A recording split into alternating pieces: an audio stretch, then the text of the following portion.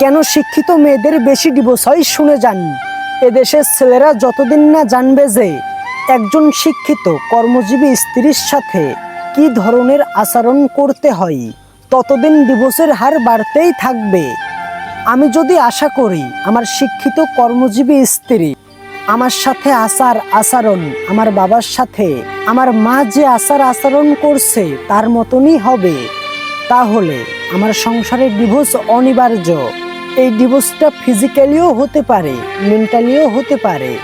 আমার মায়ের সারাদিনের কাজের সাথে আমার স্ত্রীর 10 ঘন্টা কর্মজীবন যাওয়া আসা সহ যোগ করলে কোনো মানুষের পক্ষেই তা করা সম্ভব না, মেশিনের পক্ষেও সম্ভব না।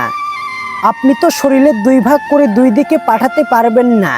দুঃখজনক হলেও সত্য, আমরা শিক্ষিত কর্মজীবী বউ চাই, যার আচরণ হবে আমার মা চাষিদের আচরণের মতন, যা বাস্তবে অসম্ভব। একবেলা রান্না করে খাবার মুরদ নাই, গোসলের পরে নিজের কাপড়টাও ধুতে পারে না, বাচ্চার প্যাম্পাস পরিবর্তন করতে পারে না, ঘর পরিষ্কার করতে কিংবা গোছাতে গেলে নিজেকে মায়া মানুষ মনে হয়।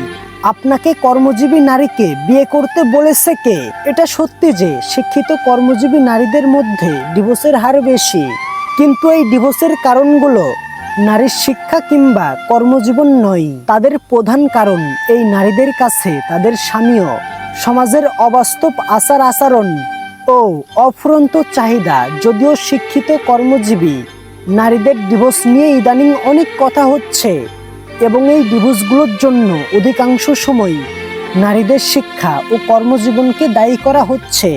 এদেশে ফিজিক্যালি ডিভোর্স যত হয় তার চেয়ে দ্বিগুণ বেশি মেন্টালি ডিভোর্স হয়।